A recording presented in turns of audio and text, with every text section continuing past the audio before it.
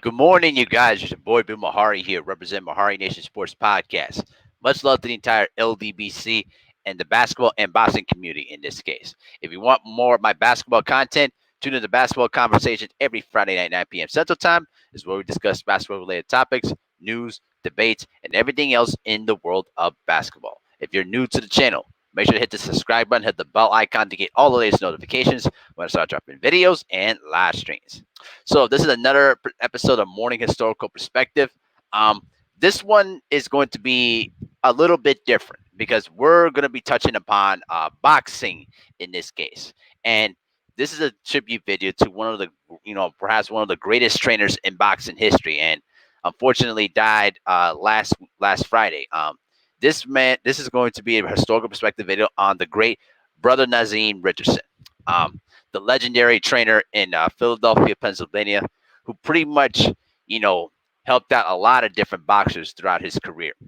And he was a huge influence through many different boxers. Guys like Shane Mosley, Karl Dargan, Steve Cunningham, and most importantly, Bernard Hopkins.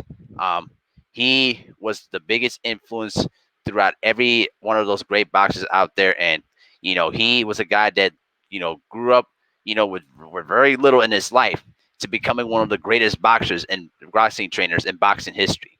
And he was a guy that really was dedicated to helping people in the streets of Philadelphia, giving them free boxing lessons, and really helping the young generation of boxers become, really outstanding fighters. Um, but not much has been talked about, about his early upbringing. So before I was able to do this story, I had to research, about how he came up in boxing. He pretty much grew up in Philadelphia, and he grew up in a very unstable family home, and he pretty much left home at the age of 14, and he was pretty much homeless throughout most of his teenage years. Um, it was said to be told that he spent some time in jail too. I'm not sure what the charges were. Um, he pretty much jailed as a teenager, and and pretty much that time, he found boxing, and boxing took Richardson away from the streets that pretty much almost swallowed him completely and gave him the energy and purpose to figure out something good that he can do for his life. And he was basically mentored heavily by another great trainer in Bowie Fischer. And through that relationship, he was able to, start a relationship with Bernard Hopkins, who also is from Philadelphia and spent some time in prison. All right. And through that relationship alone, um, Naazim Richardson and Bowie Fischer were the main people that helped Bernard Hopkins become the legendary middleweight champion that he became.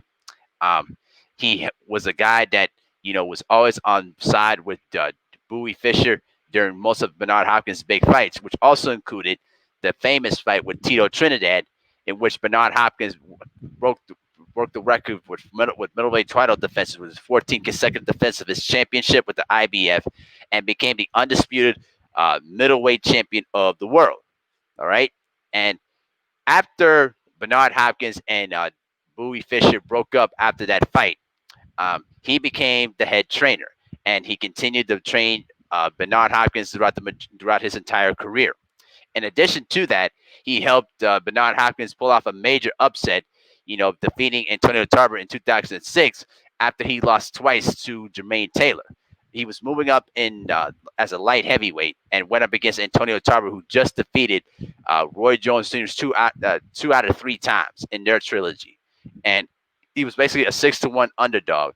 And he went in there and put on one of his best performances of his career in defeating Antonio Tarver and winning a part of the light heavyweight championships. And he was a type of boxing trainer that is dedicated to discipline, structure, and basically helping mentoring the young fighters to help them get off the streets. You know what I'm saying? He was a kind of boxer that was doing that. And when I was looking at Bernard Hopkins' Instagram page, he posted a lot of different pictures of him, growing up into the boxing gyms. So many memories of him, you know, working together with Naazim Richardson. This was the kind of guy that really dedicated himself to, helping boxers out there. He was a huge influence for a lot of different people. And one of his greatest moments of his career was back. It was pretty much right back, I think, in 2009. Yes, it was 2009. Um, this was when Naazim Richardson became the head trainer for Shane Mosley, and it was back in Los Angeles in the Staples Center, and this was before the big fight against Antonio Margarito. Margarito at that time, pulled off the major upset, defeating the recently undefeated Miguel Cotto in a thrilling matchup. Okay, and before that fight was proceeded to begin, Naazim Richardson was in the locker room, watching Antonio Margarito, wrap up his hands. And he noticed something very particular. Um, he observed that Margarito had a plastic white substance in his hand wraps. And when Naazim Richardson noticed that, this led to the major accusations of cheating. And he called on the California State Athletic Commission officials and basically took that plastic white substance and put it in bags. And they ordered the Margarito camp to rewrap the hands once again. All right, this was before the fight, and according to Mosley's attorneys, the wet pads the wet pads in that wrapping was basically the substance of plaster of Paris. So therefore, he was using plaster of Paris to make his boxing wraps look like hand casts.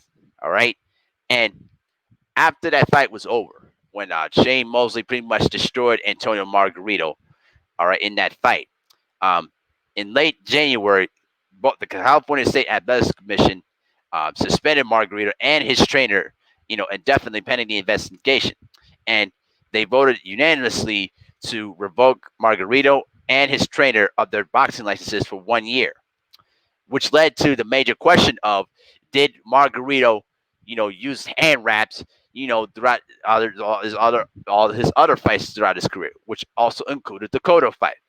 You know what I mean? I believe that he used the hand wraps against Miguel Cotto, because there's no way you can create that kind of damage with just boxing gloves. You know what I'm saying? But that's subject to debate. But I was going off a little bit of tangent here, but that was one of the biggest defining moments of his career, because he basically busted out a cheater that was basically using an illegal weapon before a boxing match. Imagine if Naazim Richardson was not in the locker room, and he did not made that assessment. How things could have changed. How things could have been, for the bad for boxing. But thankfully, that never took place. And thankfully, Margarita's, career ended in infamy. And hopefully that he's basically not doing anything involving boxing at this point, because he doesn't deserve, he should never, ever be glorified for what he basically tried to do. All right. But that was his defining moment of his career. And he pretty much helped Shane Mosley to defeat Antonio Margarito, and basically patched married up with Floyd Mayweather, with Shane Mosley. And it was a good fight, but Mayweather pretty much dominated the entire fight.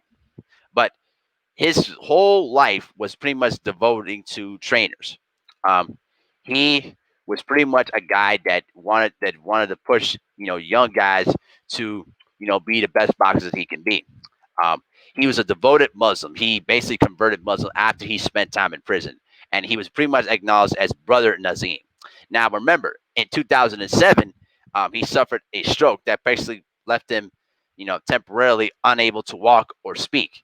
Which, as you guys remember, Bernard Hopkins was scheduled to fight against Winky Wright, and because of that stroke, you know what I'm saying, um, Freddie Roach was in the Hopkins camp and pretty much took over, the entire, workouts and the training camp up to the fight, and only worked with Hopkins for that one fight, which they eventually won.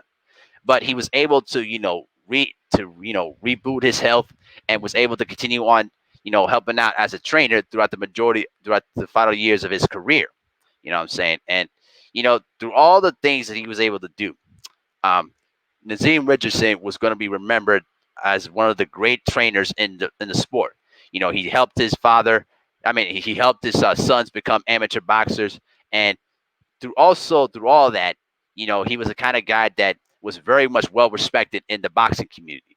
You can't find anything bad about Naazim Richardson. This guy was a was honorable as a boxing trainer as you can find, and he stood for what's right into this horrible, grimy, corrupt sport that boxing is. He's one of the biggest shining lights of what boxing can be, and you know when he died, there were a lot of people that took to Instagram and took to Twitter to pretty much voice their memories and their condolences for the great guy. And boxing promoter Lou DiBella, who was the promoter of Hopkins in the early 2000s, pretty much said, on Twitter, Naazim was a boxing trainer, a teacher, and a gentleman and a man's man. It was an honor knowing him. Rest in peace and power. Bernard Fernandez, who pretty much helped him get into the Boxing Hall of Fame, said, I just found out about the passing at 54 of noted trainer Naazim Richardson. Naazim is best known for his work with Hopkins, Mosley, Steve Cunningham, but also was the father of the 2004 U.S. Olympian Rock Allen. Rest in peace, and Naazim. Boxing has lost another good man. So he died basically of a long illness, but unfortunately, the details about his cause of death have not been released as of yet. But he basically, died at the age of 54 due to health related issues. So we don't know what the cause of his death is, but he also leaves behind a wife and two other sons that became amateur boxers too. And he was he was one of those guys that you would want to have as a trainer, a guy that was going to push you to be at your best and was never going to put up with BS. All right, he was going to teach you and was going to instruct you how to box, but also if you had the dedication and the willingness to get better as you started to learn about boxing, he was going to push you beyond your limits to see what you can give in the ring. Because he always was the kind of guy that if you didn't give 110% in the 10% in sparring and in basically preparing to get ready to box, how would you do in the 12 rounds in a fight in those 40 minutes? You know what I'm saying? So I just wanted to give my condolences to Naazim Richardson and his family. He was a great guy, a great trainer, and definitely will be missed in the world of boxing. You know what I'm saying? So rest in peace and rest in power to Naazim Richardson. As we pay tribute to one of the greatest trainers in the history of boxing. But let me know what you guys think in the comments section. Let me know what your memories are and what do you guys think of Naazim Richardson.